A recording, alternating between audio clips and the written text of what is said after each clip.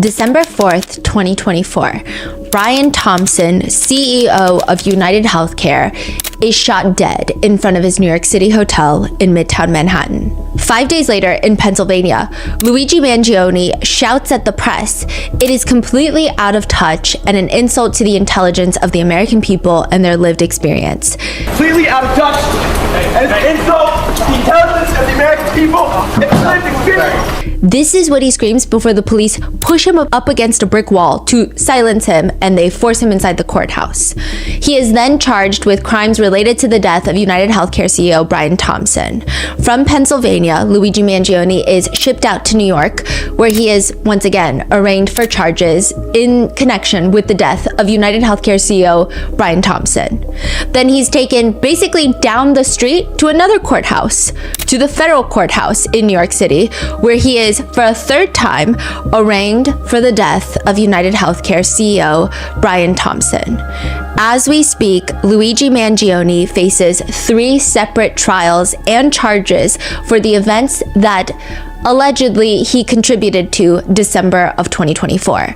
And it feels like all 3 jurisdictions are more or less in some sort of pissing contest to be the ones to take down 27-year-old Luigi Mangione. He has charges in Pennsylvania, which include forgery, carrying a firearm without a license, tampering with records of identification, possessing instruments of crime, and giving a false ID to an officer. Then in New York State Court, he has a total of 11 charges. Murder in the first degree in furtherance of an act of terrorism, murder in the second degree as a crime of terrorism, and murder in the second degree with a non-terrorism charge, along with 4 counts of third-degree criminal possession of a weapon, 2 counts of second-degree criminal possession of a weapon, and another fourth-degree criminal possession of a weapon, and 1 count of second-degree criminal possession of a forged instrument, punishable up to 7 years. Then, federally, he is now facing another 4 charges for murder through the use of a firearm, stalking, resulting in death, and the use and possession of a firearm in relation to a violent crime, and interstate transportation of firearms and ammunition with intent to commit a felony. Luigi's top charges in the federal courts is punishable by the death penalty. I tried death penalty cases throughout my career. If there was ever a death case, this is one. This guy's charged with a violent crime, and we're going to seek the death penalty whenever possible. The federal government is seeking capital punishment against Luigi Mangione.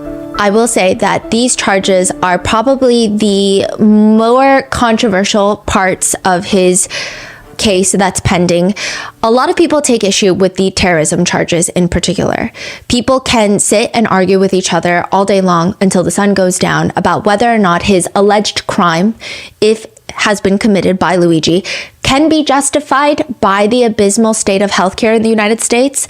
That's just a debate. I don't really think you can convince one person or the other. If one person is so firm on it doesn't matter, breaking the law is breaking the law, and that will never be okay, I don't think that there is a way to even get them to see another perspective or vice versa. I just don't think it's possible. But I will say that across the board, people do have a problem with the fact that he has been charged with terrorism in New York State Court. I think the most perplexing part of this is most school shooters do not even face terrorism charges or even capital punishment, the death penalty. Some people argue it's a jurisdictional thing, but a lot of people say, no, it's not. It's, again, very subjective. And yet, Luigi Mangione is going up against 3 different court systems, 3 different sets of prosecutors, 3 different jurisdictions, and his defense team, all of whom we will dive deeper into once the trial begins, but we do have some familiar faces. His main lead attorneys on his cases in New York State and federal court are the Agnifilo. Karen Agnifilo and her husband, Mark Agnifilo, who also happened to be Sean Combs' lead defense counsel. They are coming in swinging. In each one of these court cases, they are arguing against these simultaneous trials. Side note, double jeopardy is a huge thing in the United States, which is the unlawful prosecution of a person twice for the same offense. There's a lot of legal debate about this. A lot of people in the legal field say technically it's not double jeopardy because he hasn't been prosecuted for a crime. So it's not like he's been tried, convicted, and then we're going to retry him. It's just simultaneously, all of these court cases are actively pending. Karen Agnifilo, the lead defense attorney, she says the prosecutors, quote, they're trying to get 2 bites at the apple to convict Mr. Mangione. As a result of unprecedented prosecutorial one-upmanship, Mr. Mangione now faces 3 simultaneous prosecutions in 3 different jurisdictions, one of which is seeking the death penalty, while another is seeking life imprisonment, all for one set of facts. She has continued to call out police who, quote, methodically and purposefully trample on Luigi Mangione's constitutional rights. And there has just been so much argument about whether the terrorism charges are warranted, whether capital punishment is warranted, whether or not it's double jeopardy to have all 3 cases pending at the same time, which also means it's much harder for his legal defense team to focus down on one case specifically. It's a lot of legal loopholes that they have to jump through nonstop. We're going to be attending Luigi Mangione's New York State hearing September 16th in New York City. This hearing is important for a variety of different reasons. There are a few things that are going to be discussed during this hearing that's going to be important, such as the terrorism charges. There is HIPAA violations that have been alleged where prosecutors have allegedly done some shady try and get some medical records that they were not supposed to be privy to. So all of that's going to be covered in the hearing, hopefully. And this video is also going to be different in the sense of a lot of people have been asking for vlogs. I know some of you guys are probably new to Rotten Mango, but we used to vlog, like I used to vlog my personal life back then. And I've since kind of stopped because all I do is work on cases, and I didn't think that would be very riveting. But at the same time, people have been asking for a lot of the behind the scenes footage or information on how we work on our episodes. So this is kind of a combination of both. It's going to be a completely different video format than a regular Rotten Mango episode. So instead of just attending the hearing and then coming back to tell you about it, which is similar to how we've covered like the Sean Combs case, even during that, a lot of you guys have been asking, show us more about what's happening in real time at the courthouse as it's occurring. And so that is kind of what we're trying to do here. It's definitely a newer type of video, and we just want to show you what happens more behind the scenes. Hopefully it's insightful. If not, just let me know. But I do think that for this case, it could be very important because it seems like a lot of people that are actively covering the case that are, I think leagues ahead of my expertise, or even just they're people that are actively trying to talk about all of the key elements in this case. A lot of them have been getting censored.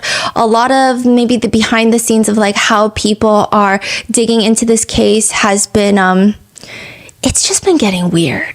So I'm going to take you guys to New York, and we're going to go to the hearing together. I was supposed to go through all of the court documents last night, maybe even the day before, but I was working on a different case, and I got like 300 pages of the court document, and then all of a sudden they just dropped 2,000 pages last minute, so I had to go through that. So what are we looking at?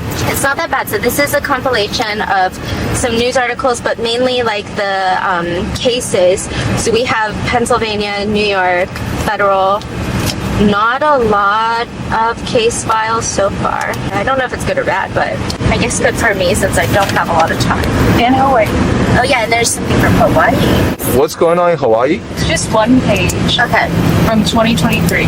Oh, there's a case in Hawaii, or? Violated a trail thing. Because sometimes they have like off-limit trails. Because it's so dangerous. People will die. Oh, is that where he took the picture? It's possible. The photo looks like it's like From one of those trails. I saw people going on TikTok and going to that exact spot to take the photo where Luigi took the photo. Yes. They say it like the Luigi pilgrimage. Yes. Yeah. Oh, he got in trouble for that. I don't know if it's that exact hike, but Oh. Hey, did we email Thomas Dickey? yeah. You can look on this table, and here's all the evidence I have right here, guys. Zoom in, I suppose you want to. Nothing. I've seen nothing, I have nothing. And both have nipples. Nothing yet? Nothing yet. He's a young man, and he is being treated like a human ping pong ball between 2 warring jurisdictions here. What did you say? There's his signature. That's his handwriting? Oh no, Mark. It's Mark. Oh, yeah. It's Mark's signature. I thought he just got brought on. This is from 2024. I think he's been on, but we only ever cared about Karen until we saw Mark in action. Oh yeah, he was in all the previous Yeah. hearings. But I think Mark, But he was focused on Diddy's case, so. yeah. A human law enforcement wall. Council received 7 terabytes of discovery, including body cam footage and other videos.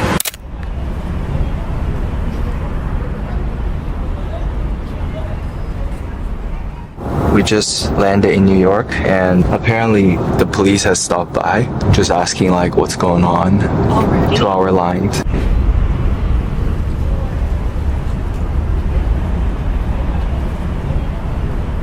Basically, people have problems with, well, like the first problem that people have is that he's being charged in Pennsylvania, New York, and then the federal case SDNY. So, and it's technically all for the murder of Brian Thompson. And so people are saying, like, for a person killing another person allegedly, you just don't really have cases where it's tried in 3 different jurisdictions. I mean, technically you can, legally it is allowed, but it just doesn't happen. So like, that's the first thing. And New York State, the state case wants to go before the federal case. And then they're literally all fighting for Luigi.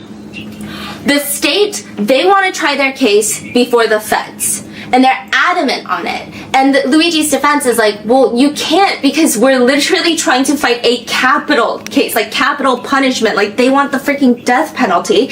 That's the most important thing right now. Wait, can you explain the 3 charges real quick? Yes. Okay. So in 3 states. Pennsylvania, he's got that's where he was apprehended, is in the McDonald's in Altoona, Pennsylvania, with the Altoona police. Those are, it's like forgery, his fake license. Remember, he had a fake license, the weapons. It's like all these little, I don't want to say small, but they're definitely smaller charges in Pennsylvania. How long is he looking at there? Do we know? Like, based on the charges? I mean, I don't think it really matters. Oh, that's true. Okay. These are like, you know, the kind of like the smaller charges. Yeah. Then he gets extradited. Well, he doesn't get extradited. He waives extradition. He goes to New York. So New York State, NYPD, they do the perp walk. NYPD, they charge him with murder. And they're like, okay, and also terrorism. So they have the New York State case, which is the hearing that we're going to tomorrow. And then after that, the feds indict him. So now he's got the Pennsylvania case, New York State case, which are more serious charges. You've got murder, terrorism, you've got like all the weapons charges. And then the federal case, murder, that's capital punishment. That's what they're seeking, is the death penalty. So this is where it gets really crazy. They're all fighting for him right now. New York State, they want to try their case first. Karen Agnifilo and the whole defense team, they're like, no, you can't, because the feds are literally trying to kill my client. So no, that should be the most important thing. The feds case has to go first. And the state is like, no. And then Pennsylvania is like, hello, don't forget about us. We need Luigi for a hearing in November. So Luigi's attorney, Thomas Dickey, he is only representing him in the Pennsylvania case. They're like, no, Luigi's not going to show up on Zoom. He's not going to do a video conference because, like, we're not doing this with you guys. Pennsylvania is like, well, you better. And his attorney is like, no, you can't make us. If you want Luigi, you got to get him in person. So the Pennsylvania DA is emailing Jay Clayton of the SDNY, the feds, and the feds are like, respectfully and unrespectfully and disrespectfully, fuck off. They're like, nope, you're not getting Luigi. What do you mean? Oh, let me get the email. Pennsylvania just wants him for a hearing. They won't take a Zoom. Luigi's team does not want to take a Zoom, and I totally get why they don't want to. Luigi's team just want them to hold off. No, Luigi's team is saying, like, we have 3 different jurisdictions in a pissing contest for our client, and, like, they're literally playing with our client's life. Just so that they can say what? That they're, you know? Yeah. So they're saying, if you want him, come get him, and they're all just, like, fighting for Luigi. But this email is actually insane. Let me find this email. Dear Mr. Weeks, which is the Blair County DA in Pennsylvania, as we discussed, the United States Attorney's Office for the Southern District of New York respectfully declines to authorize the physical return of defendant Luigi Mangione to your jurisdiction while the federal criminal charges in U.S. v. Mangione are pending. The United States intends to keep custody of the defendant until the conclusion of the federal prosecution, including sentencing. Accordingly, our office will instruct the U.S. Marshals, because Pennsylvania was like put in an order to the U.S. Marshals that we need him for the hearing. We're going to transport him back to Pennsylvania for the hearing, take care of him, and then bring him back to you. But now they're saying, accordingly, our office will instruct the U.S. Marshals not to honor any writ seeking to take custody of the defendants to appear in your jurisdiction. Yeah, basically saying disrespectfully, no. Wow. The feds are like, we're not releasing him until after sentencing, which could literally be death. Yes, and it's crazy because the federal cases, it's like a whole other thing. They're trying to push the trial for mid to late 2026. Luigi's defense is saying, hey, most capital punishment cases, they don't even start like the commencement of a trial for like 48 months. This is like way too fast. This is crazy. We don't have time to prepare for something like this. And then on top of that, there are so many problems. So that's just the federal case that's the problem. Oh, there's other problems with the federal case. Who am I kidding? So in the federal case, they were monitoring his calls. At the MDC, there's two different phone lines that you can use, that inmates can use. So the first phone line is like an attorney phone line. They cannot record those phone conversations. It's literally just attorneys with the inmates. It's protected. Then you have the second, which is a regular phone line. I think inmates get like a certain number of minutes. They can call their friends, they can call their family, but a lot of inmates actually end up calling their attorneys through that line. I don't know. I feel like there's got to be a reason for it, whether it's easier, whether it's quicker to access your attorney, whether it's just like a less friction way, but it seems like lots of inmates talk to their attorneys there. Luigi is on a phone call with Karen Agnifilo, his lead attorney, and that is recorded, and one of the paralegals at the prosecution team, one of the prosecutor's paralegals, listened to a portion of it before they realized it was Karen Agnifilo. But that's what they're saying. That's what they're saying. In quotes, right? Yeah, and so they're saying like it's a mistake. And then they're also saying it's like kind of y'all's fault because why wasn't he using the attorney phone line?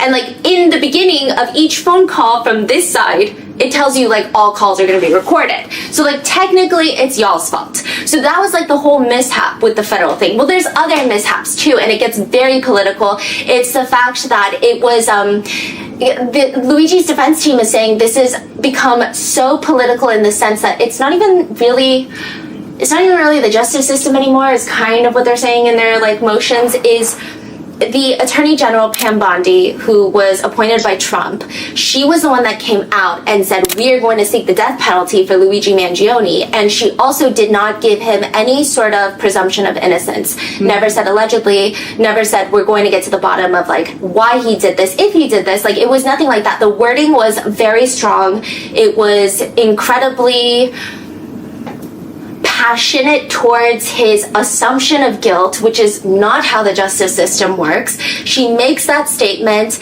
and then 2 weeks later, they're seeking capital punishment. Luigi's defense team is saying, like, how can we get a proper jury in here when even the Attorney General of the United States is not even giving our client the presumption of innocence until proven guilty? So that's a whole issue with the federal case. Then the New York State case, that the hearing that we're going to tomorrow, there's so many problems there. And I think that this is going to be probably the biggest problem that's going to be covered tomorrow, is what I'm thinking. But is the DA's office, Manhattan DA's office, they do a subpoena to Aetna Healthcare.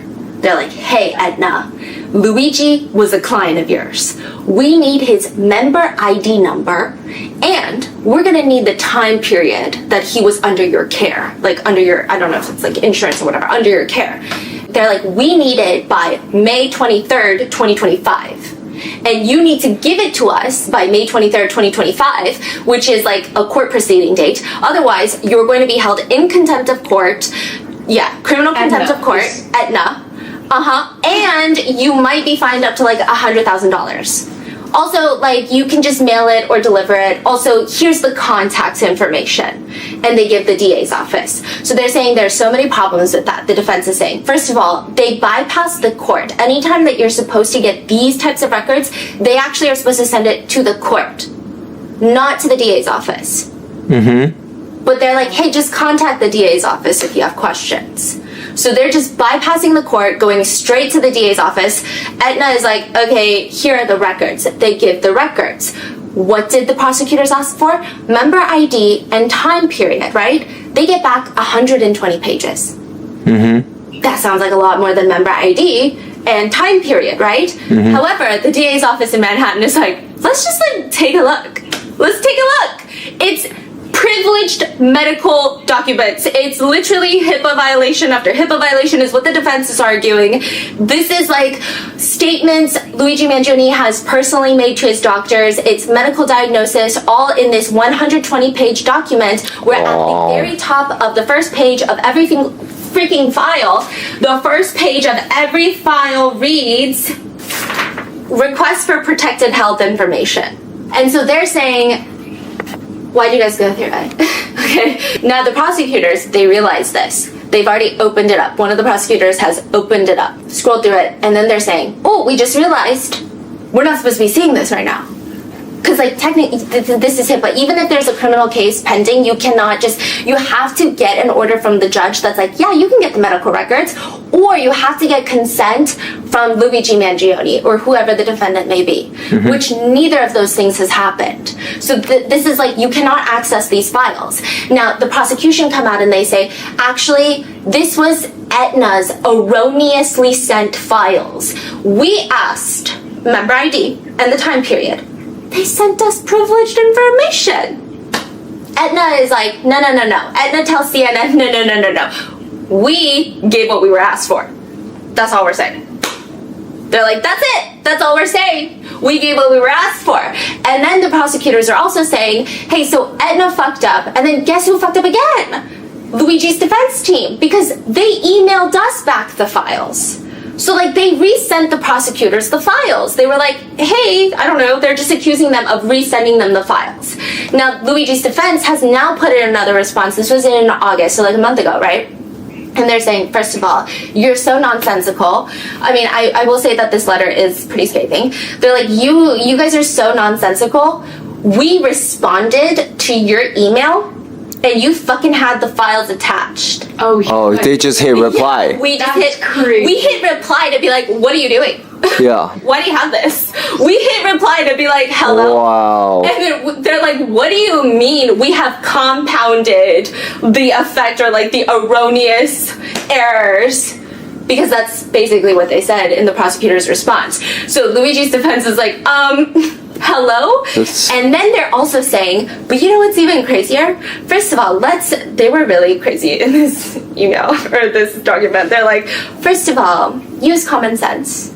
You asked for his member ID and the term, you get 120 pages back. You don't even think about fucking HIPAA?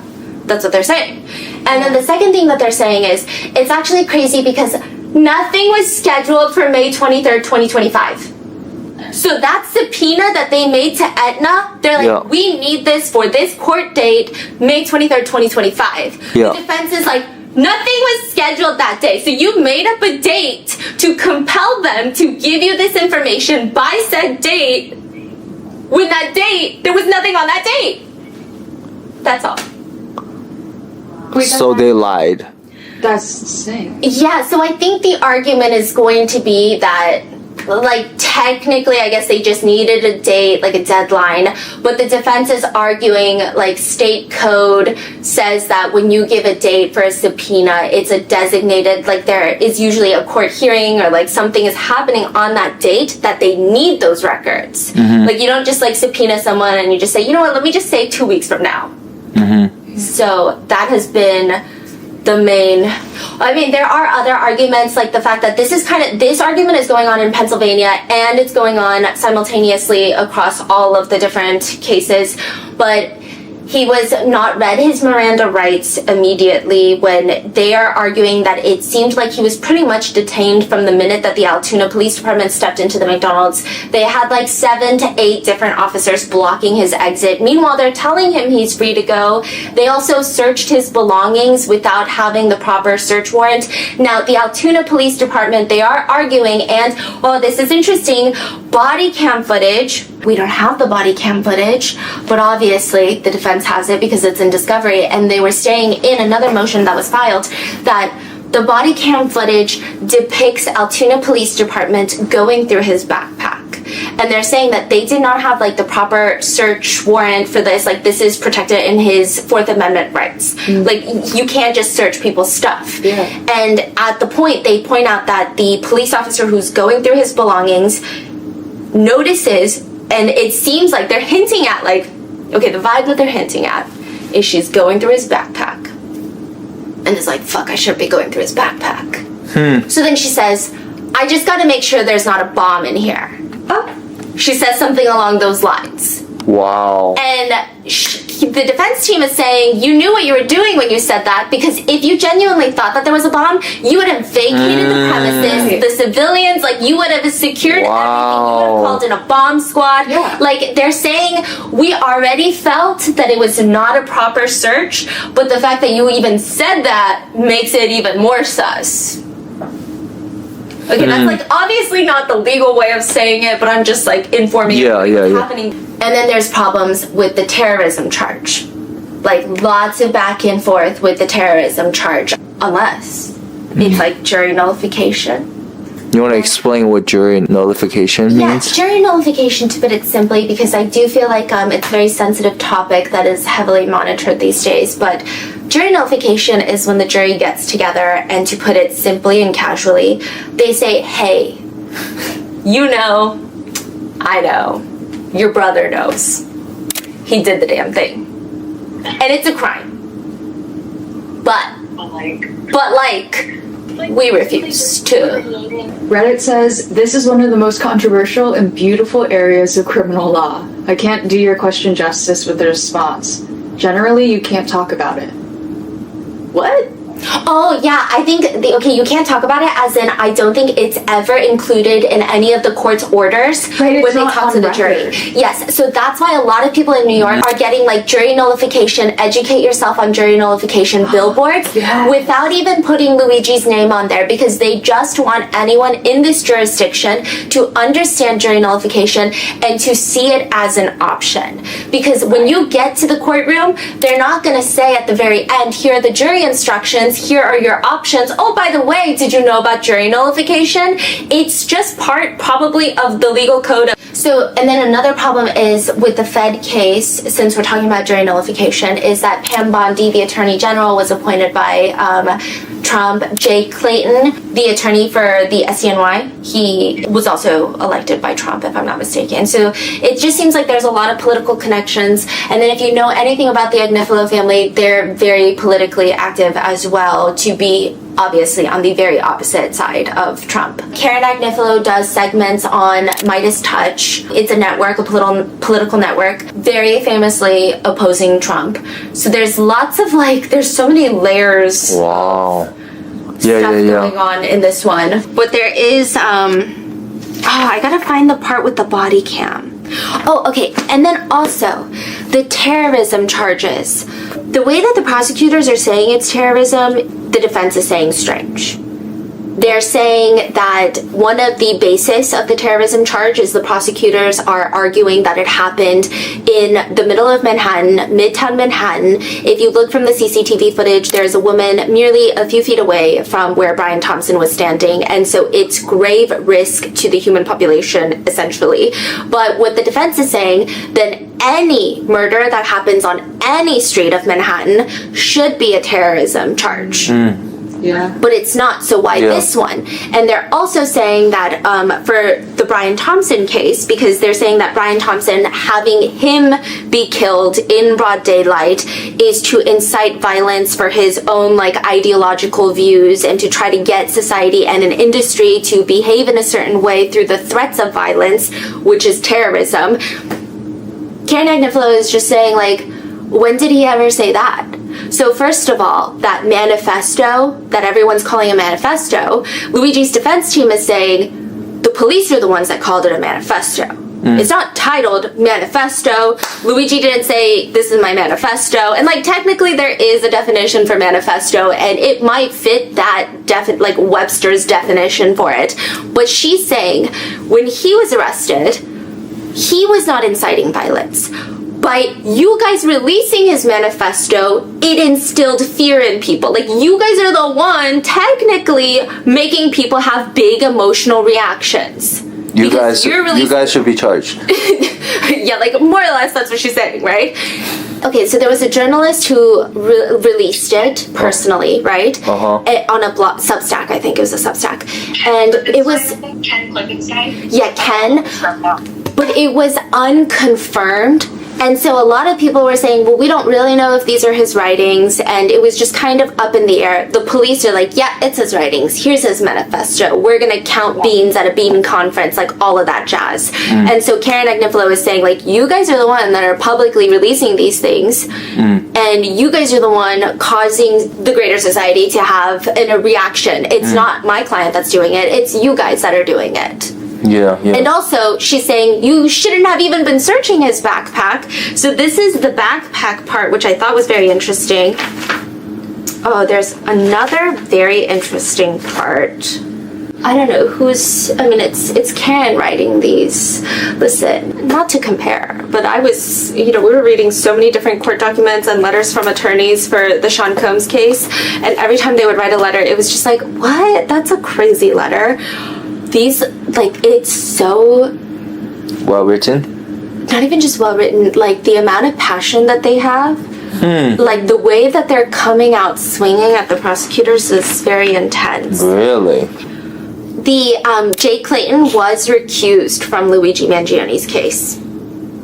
Why was he recused is again? the Attorney General, or he's the Attorney, U.S. Attorney for SDNY. Yeah. Do you remember for Sean Combs? It was all of the women's names for the prosecution, and then always at the bottom, Jay Clayton. Like, Jay Clayton. Yeah. Like, where is he? Wait, what? Where is this man?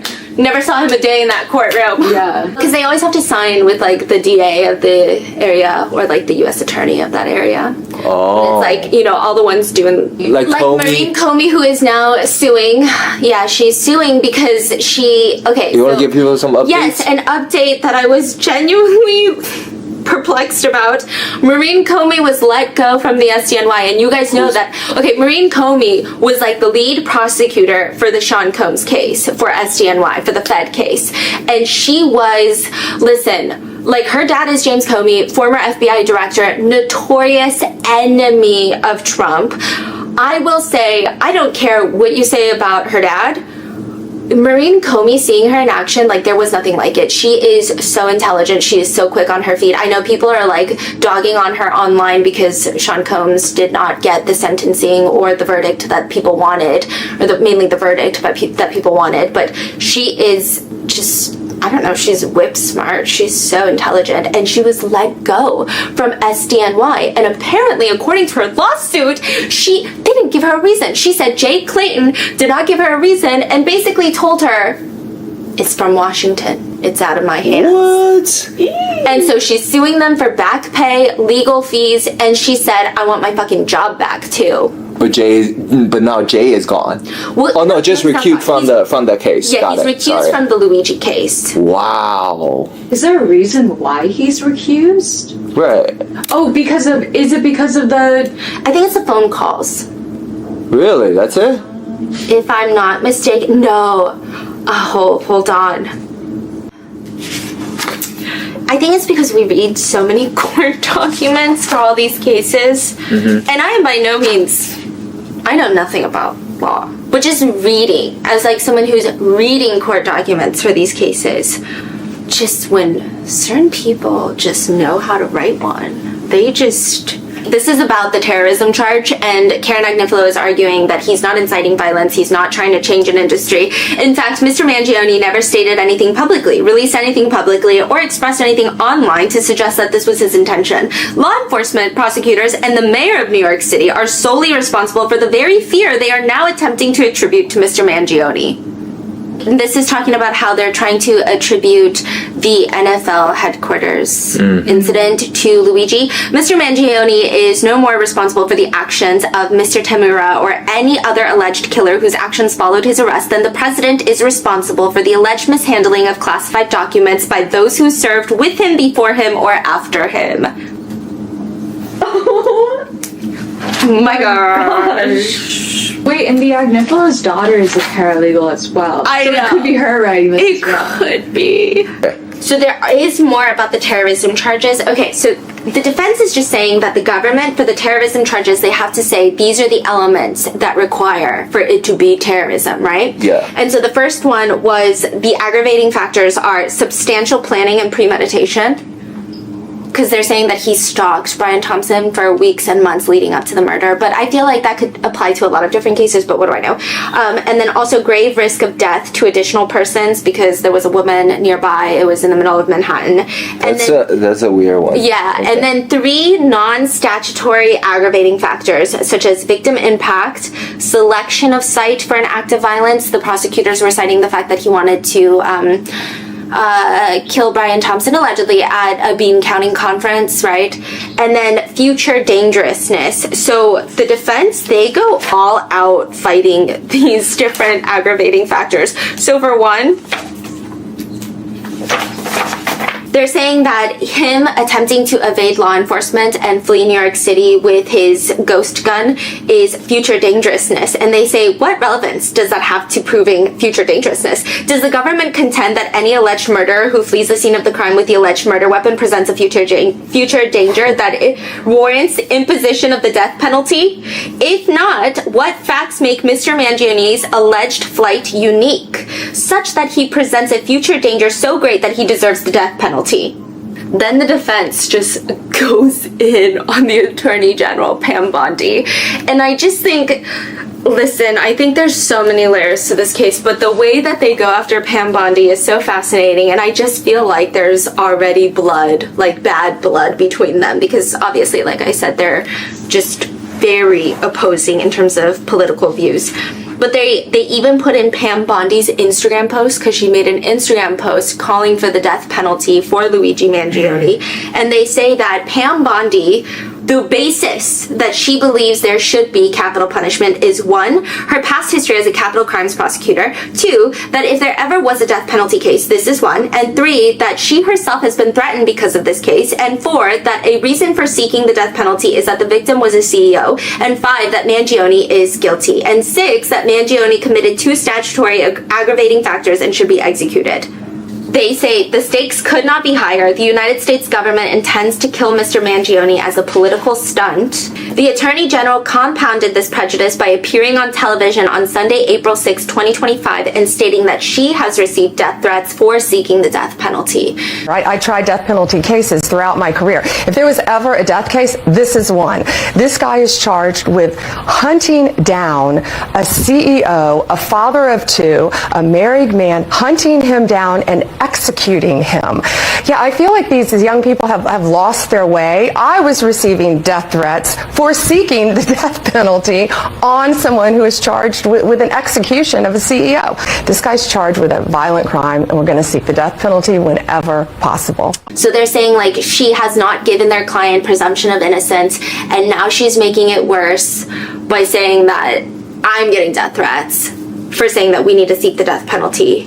And then as for Pam Bondi saying that the victim was a CEO and that is one of the factors of why there should be capital punishment, the filing reads, the Attorney General stated during her television appearance that a reason she ordered the death penalty sentence was because the alleged victim was a CEO. Counsel is aware of no provision in the death penalty statute or in the Department of Justice's death penalty protocol that allows for consideration of the social, economic, or professional status of an alleged homicide victim in determining whether to seek the death penalty. the drama, right? The prosecutors are arguing this is like the whole thing with the backpack search, the Fourth Amendment rights at the McDonald's, which I do feel like Fourth Amendment rights are just like the first rights that every single attorney has to argue in any sort of criminal case, which is like, you weren't supposed to search any of my belongings.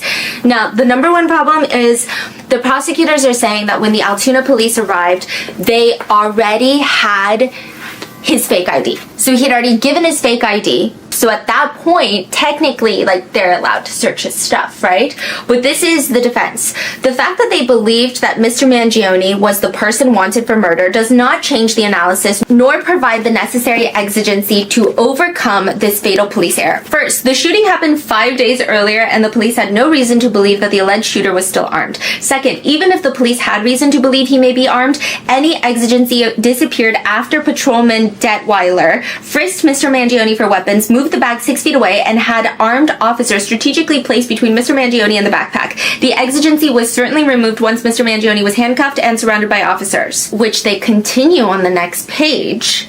They say, while Patrolman Wasser claimed that she was searching the backpack to make sure there was no bomb inside, this excuse did not reflect any legitimate exigency. First, nothing about the alleged shooting in New York or law enforcement's interactions with Mr. Mangione in the McDonald's provided a reasonable basis to believe that there was a bomb in the backpack. Second, the patrol woman did not make this claim until after she had already been searching through the backpack and after she recovered a loaded magazine. Tellingly, she stopped searching the backpack at the McDonald's once she recovered the loaded magazine.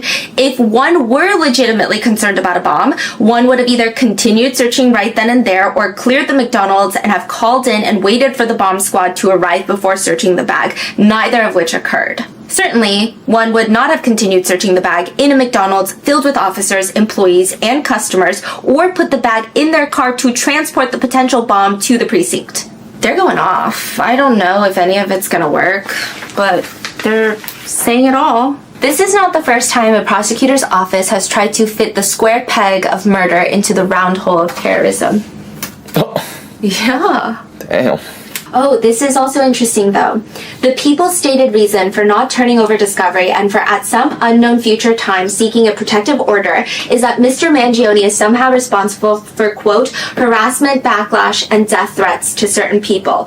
So they're saying there's no evidence of that, but on December 9th, 2024, when he was arrested, among the first words out of Mr. Mangione's mouth was an apology and a concern for the very McDonald's employee who they are saying now is receiving threats. Quoting from their notice, quote, I apologize for the inconvenience of the day, followed by, they aren't going to put the cashier from McDonald's information out there, are they? It wouldn't be good for her. A lot of people will be upset I was arrested.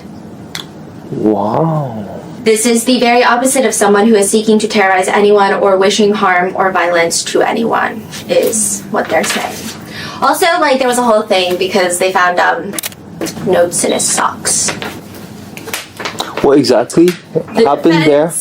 Yeah, the defense, they put notes in the socks. Well, like, there was notes in his socks. Who put it in there? The note was written by the Free Luigi Reddit thread. But we don't know who put it in the socks. How did it get into his socks? I don't know, but it was like a heart-shaped pink letter, and it was like a letter of support. I have no idea how it got in their sock. And when was it in his sock? When he was arrested? No, like when he had to change for a court hearing. Someone slipped it into his sock. Yeah, or like it could have been like an honest mistake. It's So this is the part where she's saying, like, the journal that they're calling his manifesto, we have never been provided copies. They had actors playing Luigi on television. It doesn't sound anything like him anyway.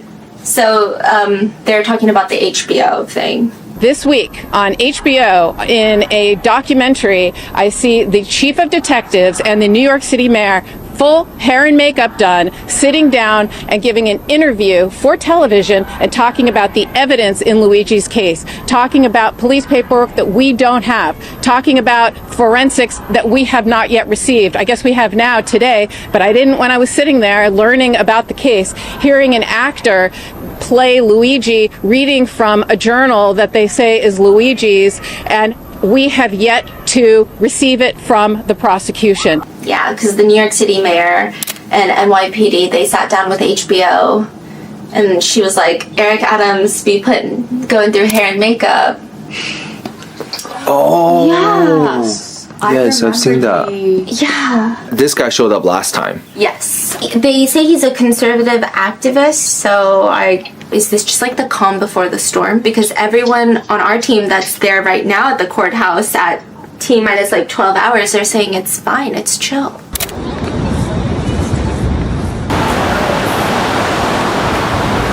My name is Jarva Land. People don't really understand what goes on unless you have like a sensational enough trial that it gets televised or it gets meticulously documented, but that's not the case for the most part. I have an obsession with trying to document trials meticulously. I like rotten mangoes. Amazing! What's your name again? Abril. It's like April, but in Spanish. Tomorrow we have death penalty action coming, and they just announced their like collaboration with Luigi's Bookshop, which is basically, instead of buying on Amazon, you can buy on bookshop.org, and part of the proceeds go to his cases. My name is Lena. I'm from Los Angeles, and this is a book I just brought to read in line called Health Communism. The shooting death of United Healthcare CEO Brian Thompson. Alice Gaynor covers court. She'll be at tomorrow's hearing. Alice, what are you hearing about what we can expect? So there's a... Okay, so we're in front of the courthouse. The press line is across the street. You have all of the news stations. I feel like I didn't vlog at all during the Sean Combs case because we weren't allowed to even bring our phones into the courtroom. You had to check them, so I would never even bring it. But this is the news stations, and then you've got the whole public line set up. We are back from the hearing. I will say, before going to the hearing, we spoke with Pop NYC, which I encourage you guys to go follow them on Instagram, as well as Renegade for Justice. They've been organizing a lot of the protests outside. Like, they're mainly focused on the goals of reforming healthcare. These are activists who spend really any ounce of free time that they have outside of full-time jobs to try and make a change so that you and I can probably live in a better world. And I think right now is a very critical time to join them, support them, see how we can be helpful. But before even going to the hearing, we spoke with a lot of different people from lots of different organizations who were involved in trying to spread messages and organizing protests. And there have been lots of conversations because it doesn't really take a very astute person to realize that mainstream media coverage on this case has been very interesting. And I thought maybe I live in a bubble, because I don't know if I'm just chronically online and I'm just always on TikTok and I'm like, well, I've seen good coverage about this case.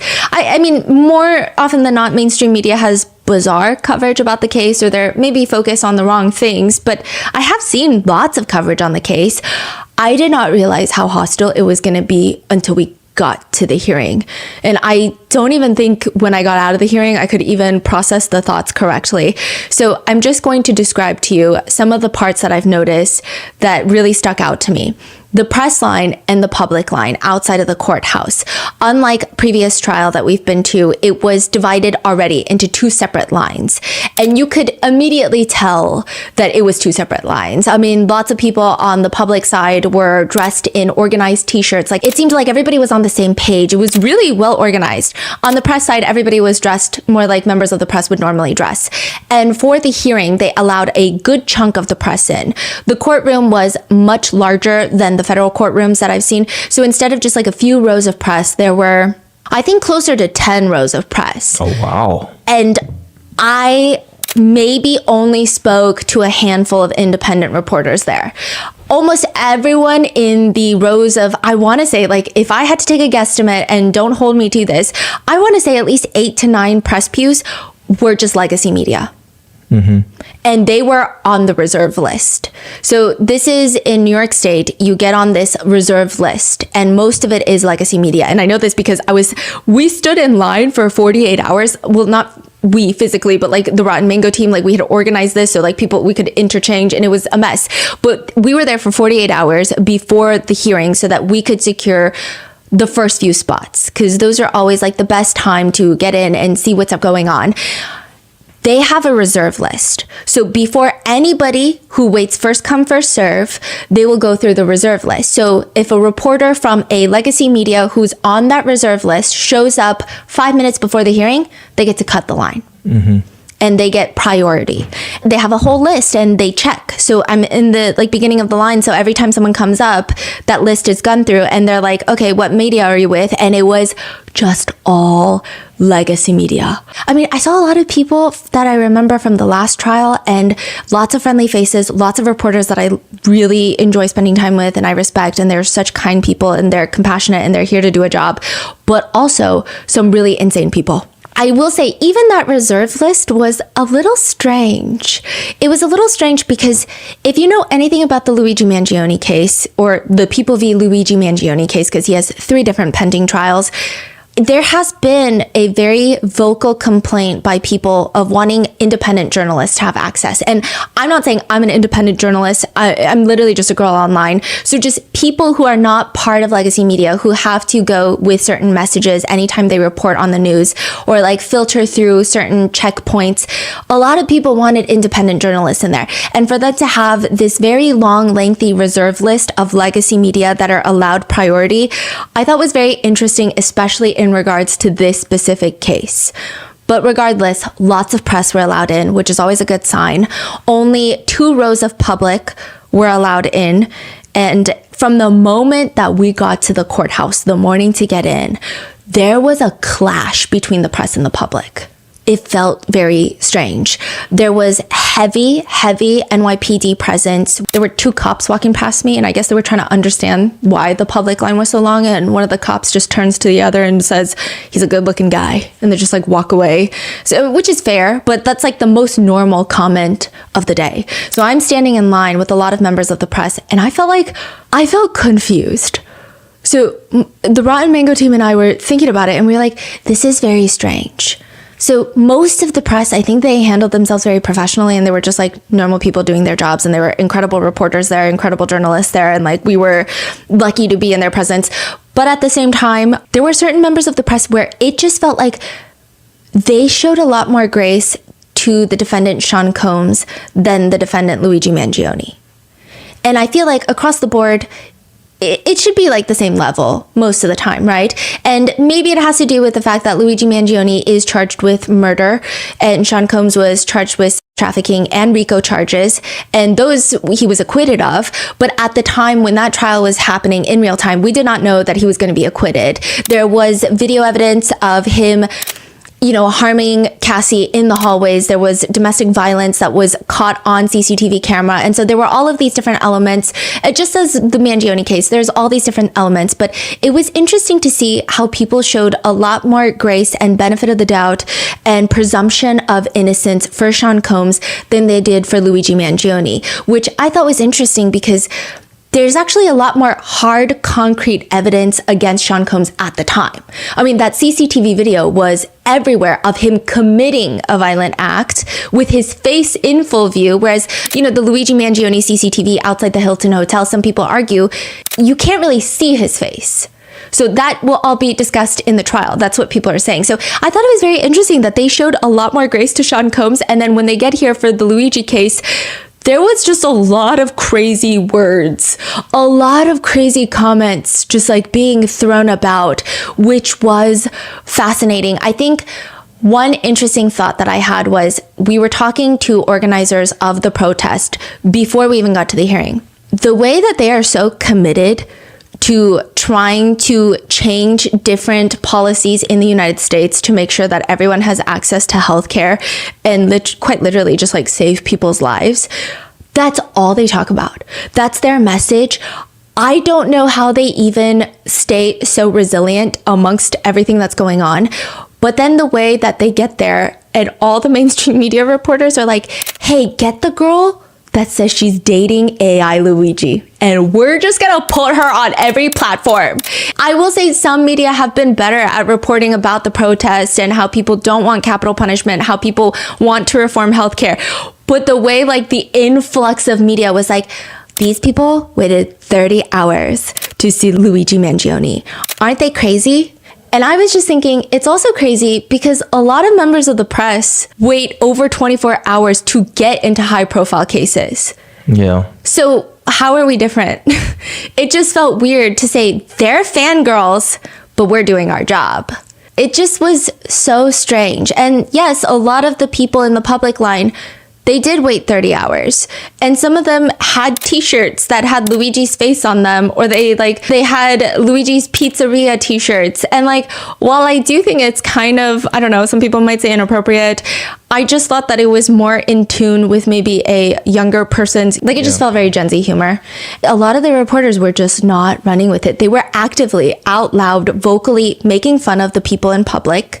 And then they would walk over and try to interview the people in public line. And then they would walk back and say, I don't know why they don't want to talk to me. And I'm like, I could probably list you like 5 reasons just in the past 2 minutes of things you've said. Like, it was very confusing. And I also thought it just felt very hypocritical, and I was kind of shocked by this. Once we got to the second line, so that's like the main line outside the courthouse, then we get funneled in. We had to wait in the very cramped hallway. So one side was reserved for the press. Everybody's like cramped to one side.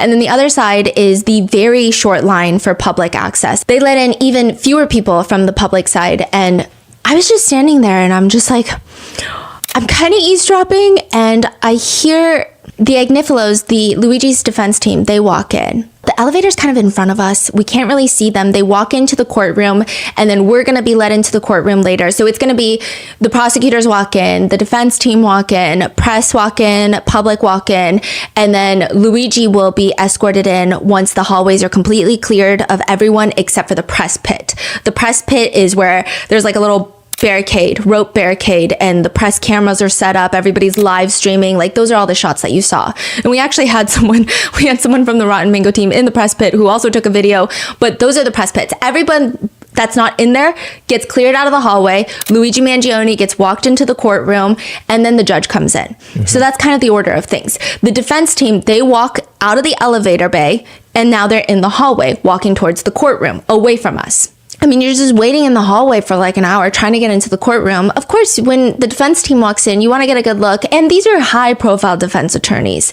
These are people that have been in the public eye. I think it's interesting to even watch them in their element. They're very captivating to watch. And so I'm kind of like looking, and I hear a reporter from Legacy Media look over at the girls in public, and it was like predominantly, I think it was all girls.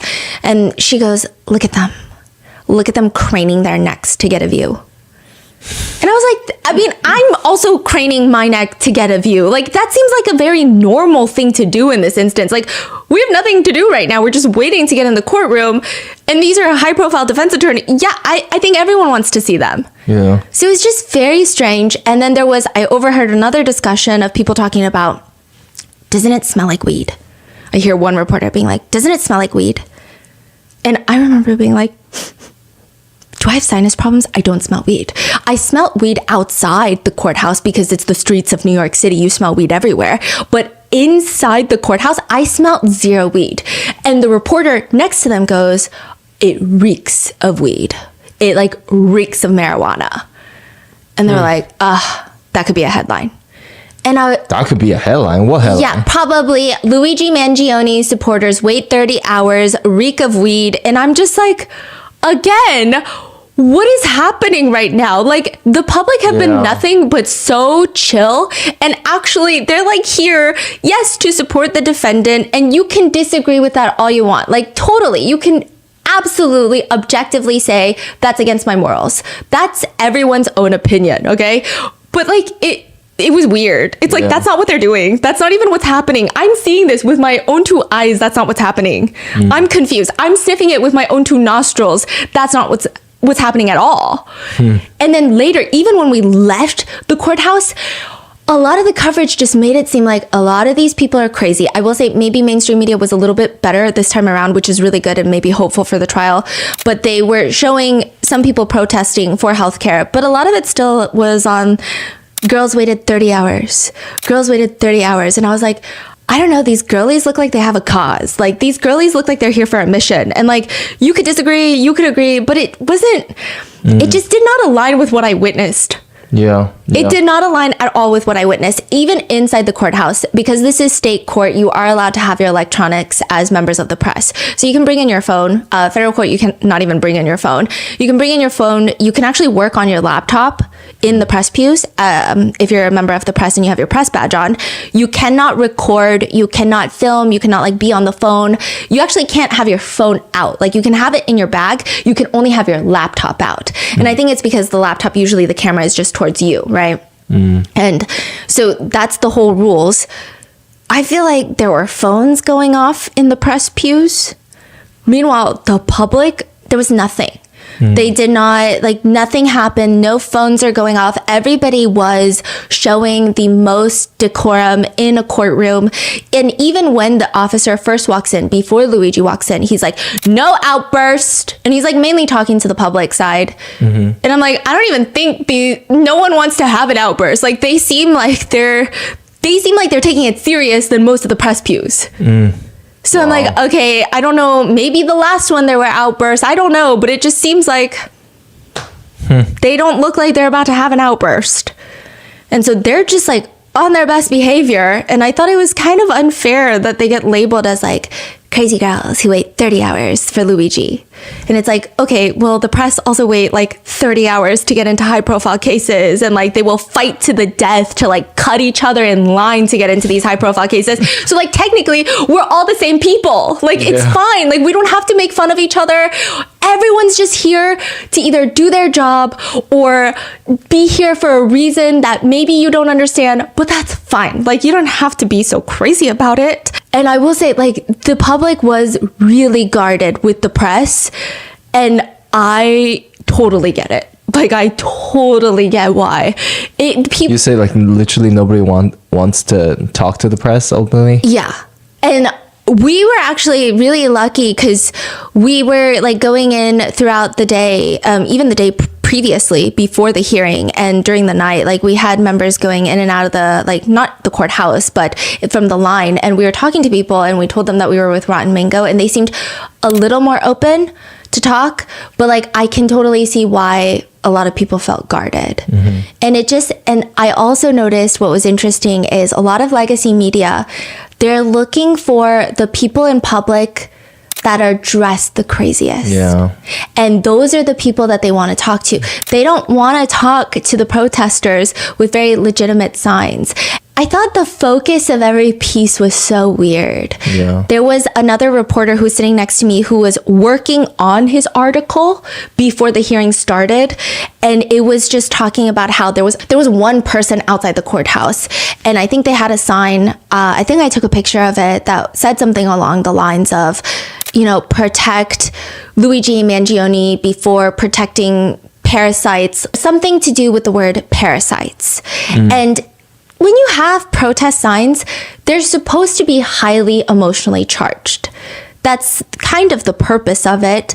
And they were just like really focused on the word parasite in connection with the victim, Brian Thompson. So it seemed like that was their whole piece of how these protesters are calling a murder victim a parasite. And like, I do understand how that can be shocking, right? But I think it's like if you were to look at a giant puzzle and then just only focus on one piece. When it's like, I do think that maybe that one piece is not a great piece. We don't know, right? It's really subjective.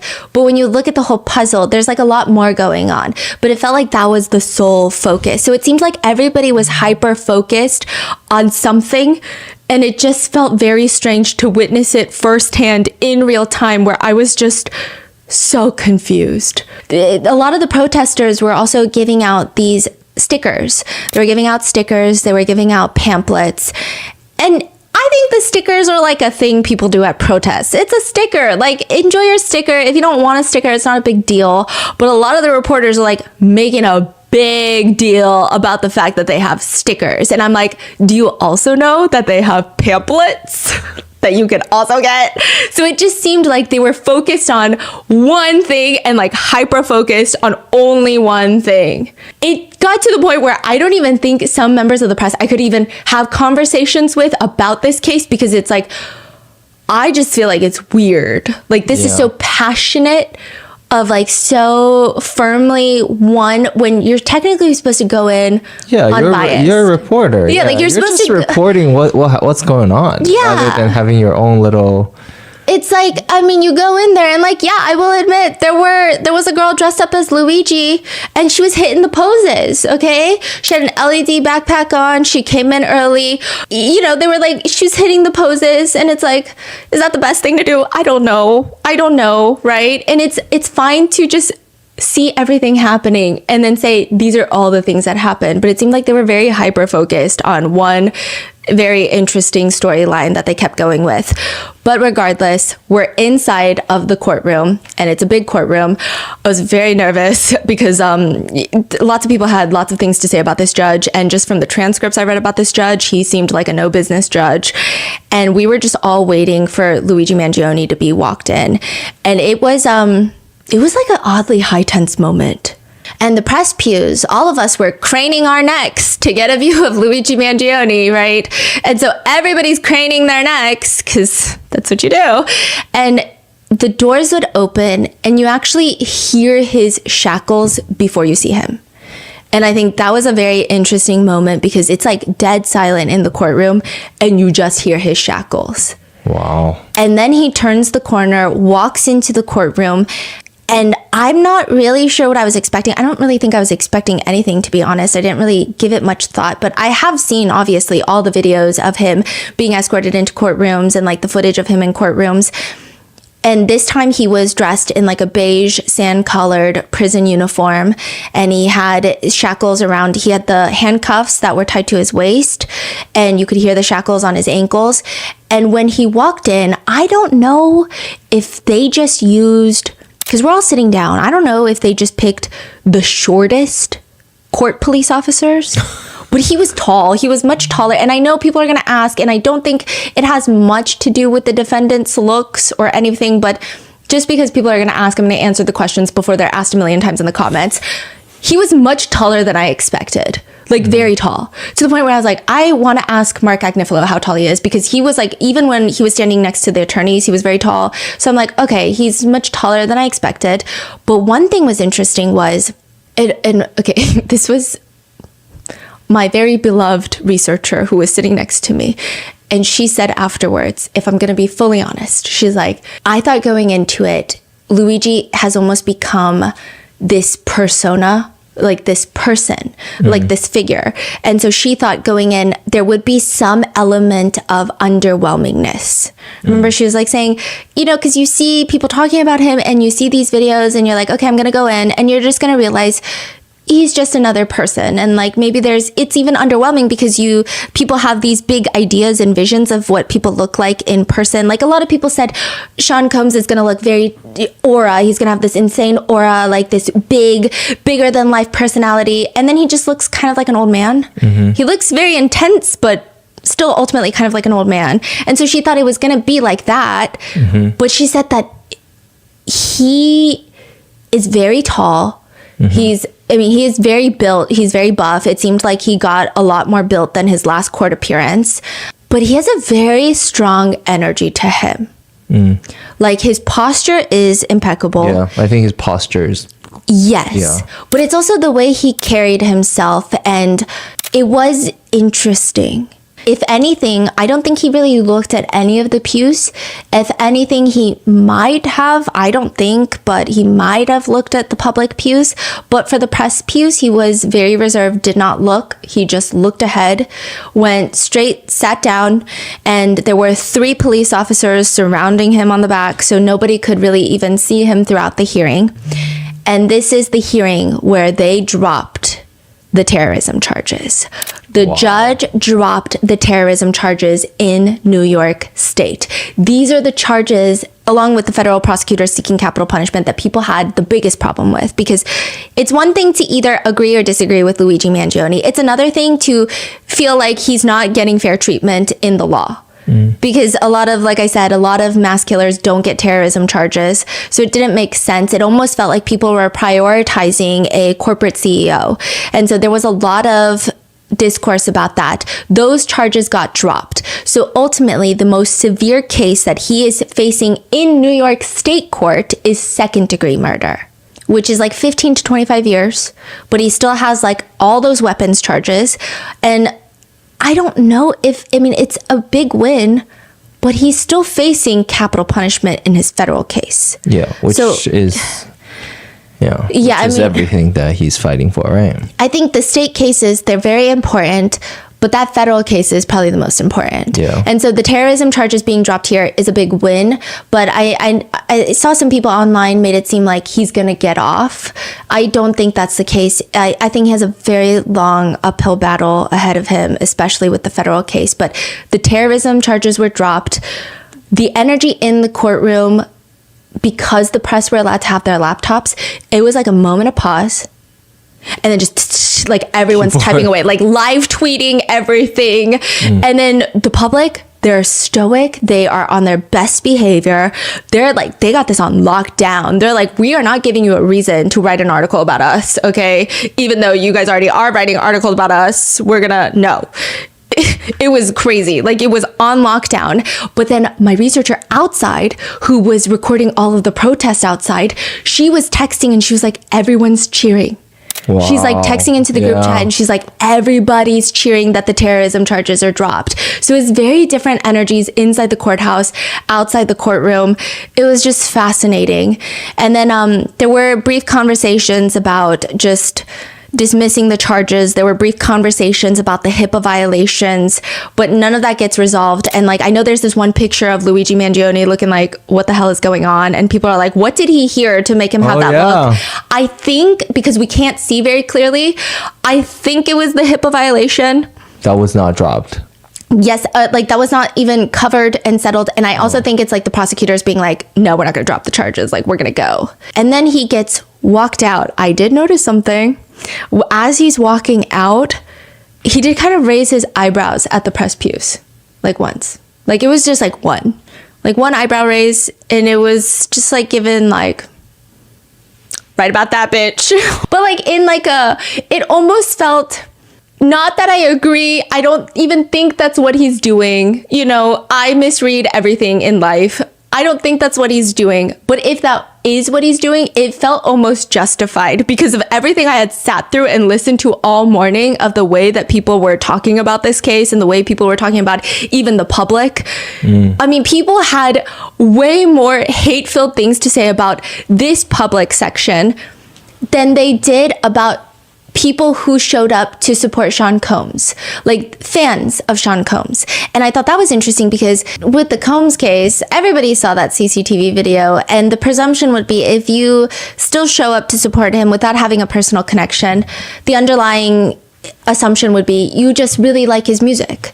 But with Luigi's case, it's like the presumption would be maybe you're upset about healthcare in America. Maybe like it's just like a little bit more complex, but it was the way that they treated the people showing up for Luigi Mangione as like the most simple-minded little girly pops. And I was like, I mean, that could be the case, but also you don't know that's the case. And like technically your job as a reporter is to either find out if that's the case or do something about it. Like you can't just like assume that's the case. It was just weird. It was weird. And that was not the majority of reporters. I think 99.9% of them are incredibly just talented people that I can only aspire to have even an ounce of their abilities. But you know, that's weird because, you know, we literally cover cases that people they're fans of a killer because they look certain ways. Yeah. And usually those are still minorities. Like people do not show up to support someone because they look certain ways. No, like so this is, if that's the main message, then we're not getting the real story. Yeah. Right. And that was a lot of the main message that people saw. I will say TikTok was way better about it. TikTok, there was a lot of just like memes that occurred afterwards. There were conversations of why he wasn't wearing court-approved clothing like he had been in the previous hearings. Some people have not conspiracies, but theories and speculations that his defense attorneys had brought this brown paper bag and they had brought clothes for him, but because he had gotten a lot more built over the course of the past few months, he was no longer able to fit in the court-approved clothing.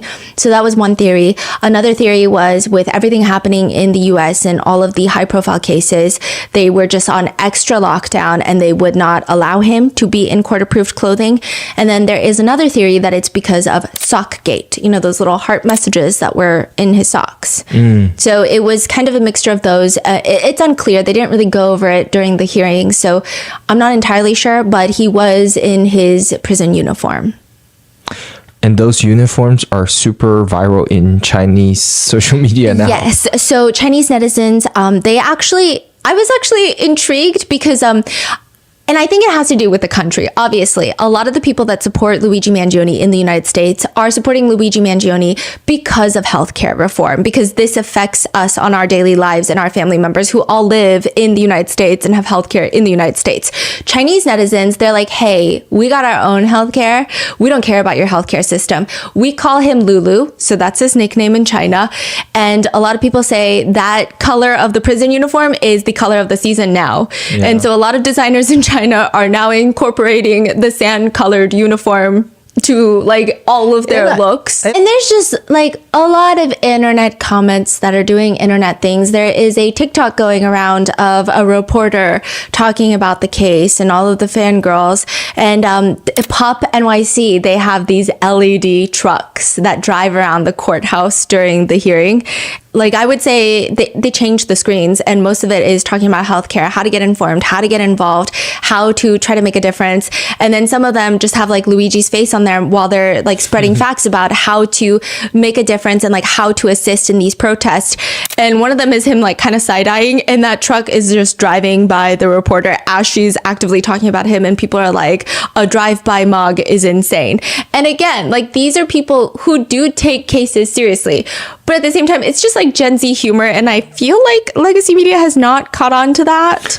Because even the Reddit comments, like, legacy media would have a heart attack. And all the Reddit comments are like, not a bad angle. There's not a single bad angle of this man, which is crazy. That's what people are saying. I don't know. Okay. There are other people commenting that they need to put taller guards with him because putting all these short guards with him are not doing the prosecutors any favors.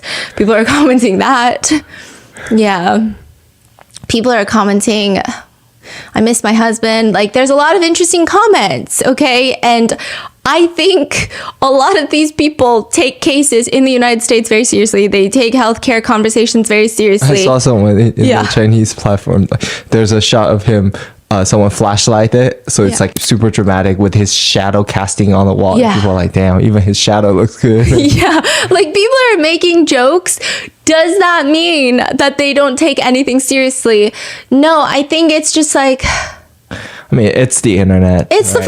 The internet. Like, what can we do about it? There's nothing we can do about it. He's in the courtroom for like 10-15 minutes, and then he is escorted back out. I think there was a moment from what I saw online of people who were in the public pews. They said that it seemed like he was trying to look at the people in public briefly, but it seemed like the court officer pulled on him. And then there was a moment where, like, I don't think it looked like it hurt, but they were saying, like, it almost looked like he rolled his eyes, but it was not because he's like rolling his eyes at the public, but it was like, there was like a yank and pull situation. I couldn't see from my angle, but that would make a lot of sense because these court officers were genuinely acting like, this is Hannibal Lecter. Wait, watch out. And I was like, I mean, yes, there are very serious charges on the indictment, but like, this is crazy energy. This is a lot of energy right now. Like, it was a lot. It was intense. Like, I've never seen that many court officers on one floor at once. Yeah, and another thing that was very interesting was we had a team member that was in the press pit. So she is trying to take photos in the hallway. So she was taking a photo and video of Luigi walking down the hallway into the courtroom. We were in the courtroom, right? And she was saying one thing that was so fascinating. And she's like, I don't know if it depicts in the videos. I'm sure it does. You know, she's telling us, I'm sure it does. But, you know, defense, you guys saw them walk in, and we're like, yeah. And she's like, you could barely see them. Like, I couldn't even get Karen on camera because she's walking so fast. Like, they're just like, boom, in and out. In and out. I'm like, hold on, can you walk a little slower? And then Luigi Mangione, they're just like dragging him. Okay. So like same thing. It's like happening so quick, so quick. And she said, I don't know what the prosecutors are doing. But when they were walking down the hallway, she said it was like, like people joke about the Met Gala online. And she was like, I thought it was a joke. But they're like shaking hands with every court officer that's like guarding the hallway from Hannibal Lecter. They're just like the slowest walk. It's like slow motion football team headed onto the court field. I don't know, whatever. And she thought it was the weirdest thing ever. And she was like, I also didn't like want to get so much video of them because nobody even knows them and nobody cares. So she was like, it just like was so long for what? Like she was saying it was not normal. So that's why a lot of people are saying, again, yeah, maybe these prosecutors are all fighting to get the first bite at Luigi Mangione.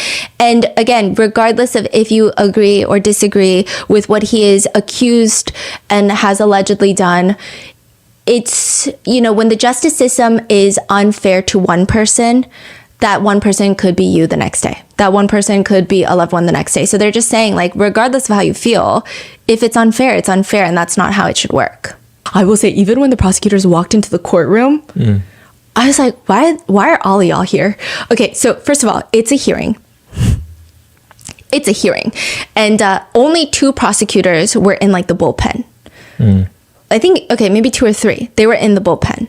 And one of them had their phone horizontal before Luigi came in.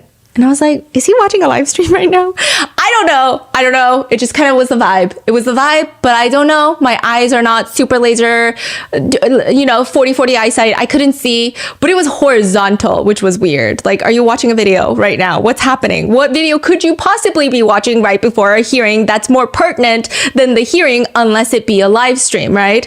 And so I thought that was very interesting because he was just like this.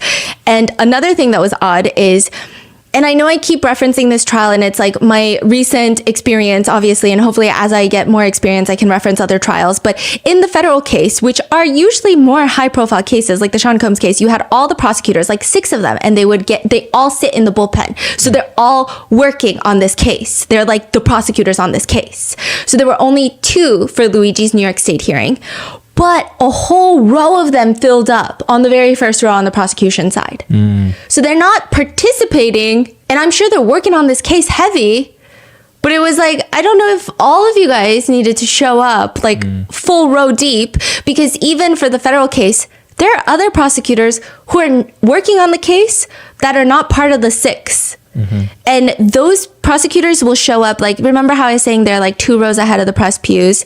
And really, they only show up on really big days of the trial. And that's the trial. Wow, you're observant. Yeah, like they show up, huge witness testimonies. They show up on big cross-examination days. Yeah. Like, they're not there most of the time because they're working on the case probably, right? But a full row? And they walked in like they were on an episode of Suits. And I was like looking at the defense attorneys and I was like, it just was a different energy. Also, I did overhear Karen Agnifilo. Listen, Mark Agnifilo, I know people have thoughts about him, obviously, because he does represent a lot of interesting people, including Keith Raniere, like lots of interesting clients previously. Karen Agnifilo worked primarily as a prosecutor for a very long time before becoming a defense attorney. She is a very fascinating person.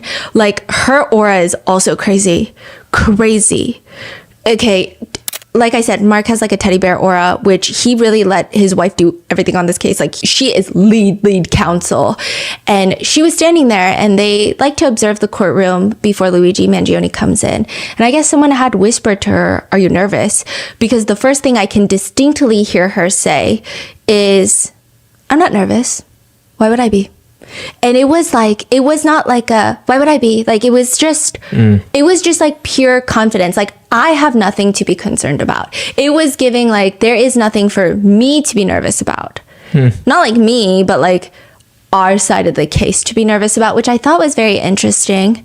And so it was just a very different aura from the prosecutors coming in like a row and a half deep, doing a very long walk down the hallway and that's interesting. Potentially watching the live stream after. And like, as someone who's trying to get on that reserve list, should I be saying this? Probably not, but here we are. So it was a crazy, hectic day. And so updates on this case. Terrorism charges have been dropped. There was a lot of hope, and I think the defense attorneys are pushing for the New York State case to be dropped entirely because, I mean, second degree murder charges, it's like, come on, he's facing capital punishment in the federal court. Like, you want to spend all that taxpayer money to be doing all of this right now? And clearly, lots of prosecutors are working on this case. And there's so many cases in New York, and I think this is where people can be mad collectively. Like, again, you can hate Luigi Mangione. You can love Luigi Mangione. Who cares? But it's the fact that you're using taxpayer money to go so hard on this case. And there are so many unsolved cases in New York. There's so many families like waiting for answers in New York. And you're like, no, let me pour so much more resources on this case that even the federal court is also trying simultaneously. It just feels like the that's feds not what are the already want. doing this. Like, why are we doing this double, triple times? Yeah, it's like, and again, on taxpayer money when you can be focused on other cases? Or is it the fact that you don't care and you just want a high profile case under your belt? Because if that's the case, you're not for the people, are you? So that's been like a huge thing. They just want the case dropped in New York State because they're like, it's not like he's going to go free. Like, he's facing capital punishment. Like, come on, right? I don't think that's going to happen. The prosecutors have already stated at the hearing and later to media, like, they're going to still pursue second degree murder. Wow. As well as the weapons charges. And that the next hearing for them will be December 1st. The federal hearing is December 4th, and probably sometime December, we're finally, hopefully, going to figure out which case starts first, which case proceeds first, and where that's going to go from there. I do know that he has a hearing in November in Pennsylvania, which, like I said, there was like that whole argument of, can he come in person? The feds are like, absolutely not. It's been a back and forth, but it seems that he will not be attending that hearing. So it seems like right now it's really between New York State and the feds of who goes first, with most people assuming it's going to be the federal case. And that's just what I've been hearing, even with like the press members. They're just saying it seems like it's going to be the federal case. So that will be probably, hopefully, there will be some updates in December, but we will just have to see. And that is where we are with this case. I do think that it was very interesting to go and attend the hearing.